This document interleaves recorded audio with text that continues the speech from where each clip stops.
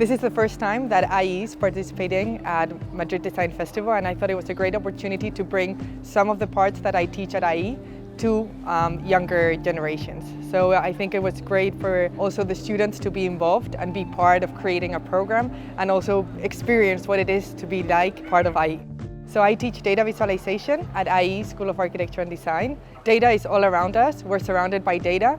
I think it's great for children to not only see the world as it is, but also try to identify the patterns that are in their daily lives. The exercises that we design are open-ended. The briefs are very conceptual, meaning that if there's two students sitting next to each other, they'll never get the same drawing or the same exercise about it. It's about how they interpret the exercise and what they're interested in. So it's about observing the world and identifying the patterns that the children are interested in. The group of professors alongside me, and with the support of the university, we've been able also to discuss the possibility of working with an outside brand to really help give the students a different kind of challenge with the project, right? We were looking to bring real-world situations and real-world companies to the classroom, right? Because we felt that really helped contextualize the students' work in real time, working with a material that's used with industrial purposes. We've made a very conscious effort that the students made sure to not just start off just designing for the sake of designing, but also actually experimenting with the material and understanding the limits, right? So right now we've had some presentations, and it was really nice to see that a lot of the students were actually teaching us about the material, which is in the long run going to help them be much more conscious about the designs that they make and help their projects be much more realistic in nature, no? Which is what we're trying to do. Make sure that these students are actually designing things that can be made in real life and not just designing for the sake of designing.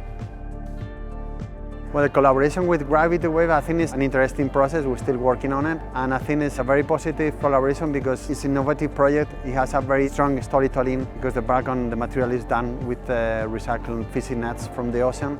So I think it works in several ways. One way to, as educational for the students to learn about the problematic of the plastic in the ocean, and at the same time to design products that it can reach the general public and raise awareness about the problem.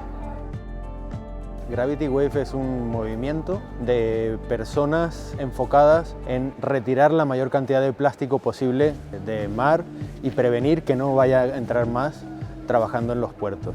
Trabajamos con pescadores tradicionales y con cofradías de pescadores para prevenir esa retirada o esa ida de plástico hacia el mar. Nos hemos enfocado en lo que son las redes y artes de pesca, porque era un producto al que no tenía salida. Nos hemos enfocado en poder darle una salida a ese residuo que estamos retirando, haciendo proyectos como los que estamos trabajando con el IE en el desarrollo de productos que revaloricen todo ese material.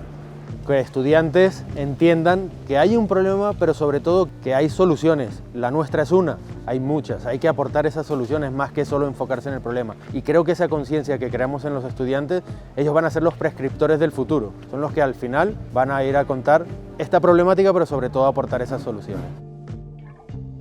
In addition to the classic design skills around research and visualization and storytelling, those kind of things, I think designers need to add an ability to understand systems. It's a challenge because we're used to fixing things, but I think designers are well placed to grasp an opportunity, sort of an opportunity to change the world, right? To find new ways to live, to bring that creativity and that kind of lateral thinking that we really need.